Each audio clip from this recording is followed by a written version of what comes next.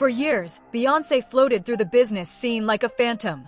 No interviews, no messy drama, just slick launches, jaw-dropping visuals, and sold-out arenas. From the outside, everything screamed perfection. But peek behind the curtain and the empire's cracks get exposed.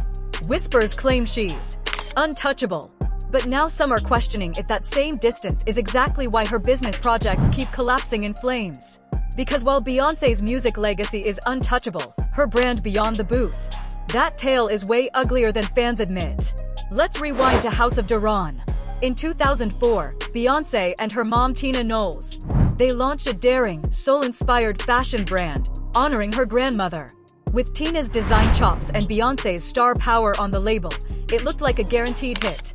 The rollout had fiery campaigns, Bloomingdale's deals, collabs, even Beyoncé modeling on exotic beaches, yet it tanked spectacularly. Critics slammed the styles as tacky, claiming the clothes didn't match Beyoncé's polished image. Sales nosedived, and instead of battling to rescue it, the label slipped away in silence. No press, no apology, just vanished. But here's the kicker, this wasn't some isolated flop. Jump ahead to Ivy Park, her hyped-up activewear empire. Beyoncé originally linked with Topshop, but things went sour quick. Allegations of harassment and discrimination exploded, forcing Beyoncé to snatch up her partner's entire stake just to keep her image intact. It looked like a boss move, but behind closed doors, the damage was real. Then rolled in the Adidas collab. The debut? Massive. Fans stormed online shops, but the buzz fizzled fast. By 2023, sales had cratered. Adidas predicted $250 million in revenue, but barely scraped $40 million. The deal ended quietly, another flop added to the list. So what's the real issue here? Why do these ventures keep launching with fireworks only to crash just as quick? One word, connection. Or better yet, the absence of it. Beyoncé's empire feeds on secrecy. She disappears for months, reappears with surprise albums, and the internet loses its mind. Perfect for music. It even builds a whole myth. But in business, mystery flops. Buyers don't just want a celeb's label slapped on. They want to watch you wear it, breathe it. Rihanna gets it. Kim Kardashian does too. They show up filming themselves putting on makeup, testing outfits, acting silly, acting real. Beyoncé? She drops a launch, then vanishes. Fans don't feel connected. They feel shut out. Even her perfume empire proves it. Heat dropped blazing, racking up over $400 million worldwide. For a moment, it reigned as the #1 celeb fragrance on Earth. But then rolled out the sequels Pulse, Midnight Heat, Heat Rush, all desperately chasing that first spark. And just like that, the empire cooled. By 2013, her once top-shelf fragrance was dumped in bargain bins. That's basically retail's death certificate. Her licensing team walked away, and fans hardly blinked. And it's not only fashion or fragrance. Even her Parkwood Entertainment film ventures had shaky results. Cadillac Records bombed at the box office. Obsessed pulled cash, but critics shredded it. And when Parkwood tried morphing into a full-on record label, the outcome didn't improve. Things only got stranger. Parkwood's own artists barely saw daylight. Chloe Bailey, despite endless hype, watched her debut album flop. And the craziest part? Beyoncé didn't promote it. No tweet, no story, not even a repost. That silence screamed louder than words. People are starting to wonder, does Beyoncé actually know how to build brands beyond herself? Because business isn't just about slapping your name. It's about showing up, selling, connecting, and letting fans in. But Beyoncé's entire brand thrives on locking people out. And in today's era where transparency and relatability win, that might just be her ultimate downfall. When Beyoncé unleashed Ivy Park with Adidas, the streets exploded. It felt like she'd finally synced her brand with something fresh, sporty, and modern. The promos were razor-sharp, the visuals slammed, and the fan base went straight into frenzy mode. For a moment, it looked like the comeback was real. But once the hype cooled, the cracks split wide. Adidas had dreamed of sky-high sales, hundreds of millions in revenue. What they got instead was a silent flop. The pieces didn't move. Stores sat stuffed. And the real kicker, fans couldn't even tell what Ivy Park stood for. The branding was all aesthetic, zero identity. Fashion isn't just slapping your name on a label. It's narrative. It's culture. And when the brand's own face barely shows up rocking it or speaking on it, people start seeing the whole thing as a marketing graveyard. No pulse, no spark. Ivy Park had the style, but zero soul. It looked like Beyoncé, but it didn't feel like Beyoncé. That gap made the brand seem fake, more costume than culture. And culture is what really sells now. Same story hit with her 2015 wellness collab. Beyoncé linked with a trainer to launch a nutrition program.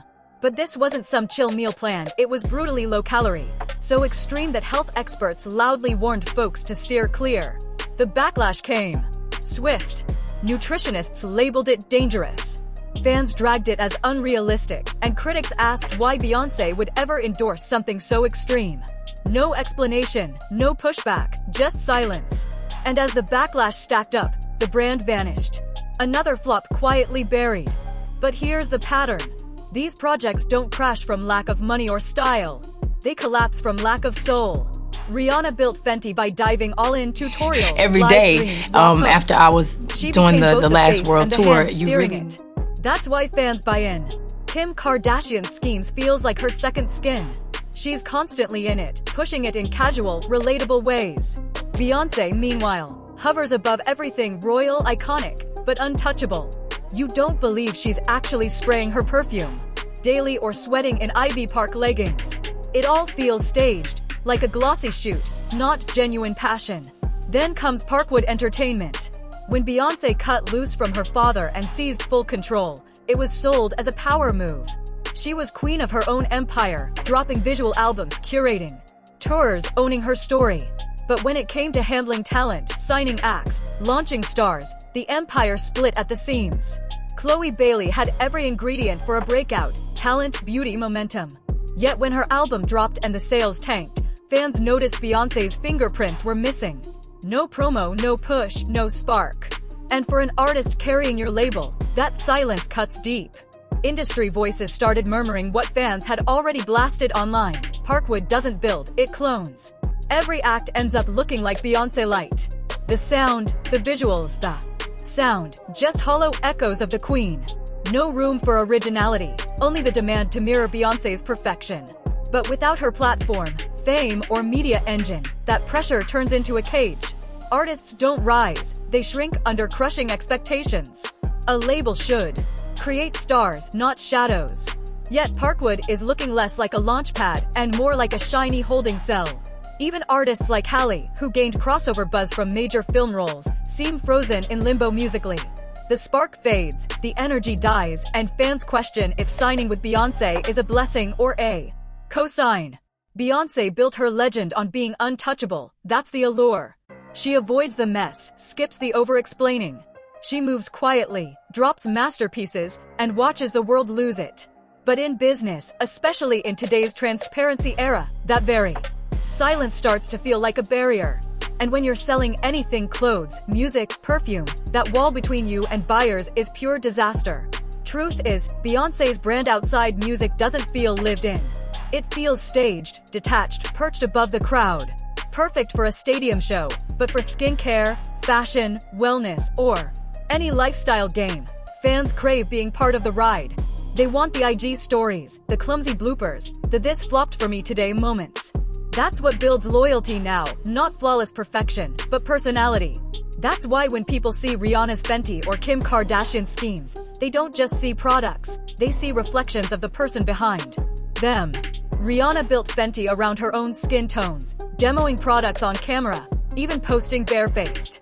Kim turned shapewear into a phenomenon by actually rocking it under every outfit, showing fans exactly how it shaped her body. That level of accessibility turns a product into more than something to purchase. It becomes a piece of the person behind it. With Beyoncé, that bond is missing. Her silence might spark intrigue, but it doesn't spark trust. You don't catch her casually wearing Ivy Park on a grocery run. You don't get GRWM clips of her spraying her newest fragrance or casually showing off her own skincare routine. So fans, even the diehards, never form that emotional bond with the products. They admire her, sure, but they don't relate to her. And when it's time to swipe the card, admiration alone won't cut it. Then comes the rollout strategy, or the lack of one. Most of her launches explode in flashy, cinematic waves, then vanish. No follow-up, no behind-the-scenes drip, no evolving push, just one big drop and silence. That's not how you build staying power. That's how you land on clearance racks. It's like she's treating business the same way she treats album releases, sudden, massive, mysterious. But beyond music, that formula just doesn't hit.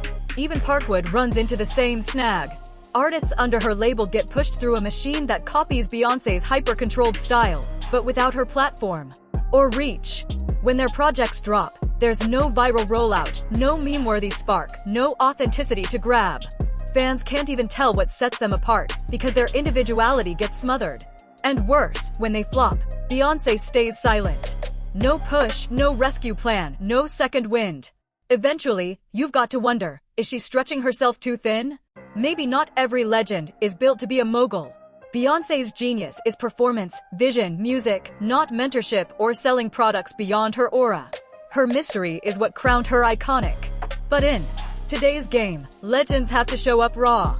Beyoncé's name will forever hold weight. She'll always be a once-in-a-generation force. But star power only drags a brand so far.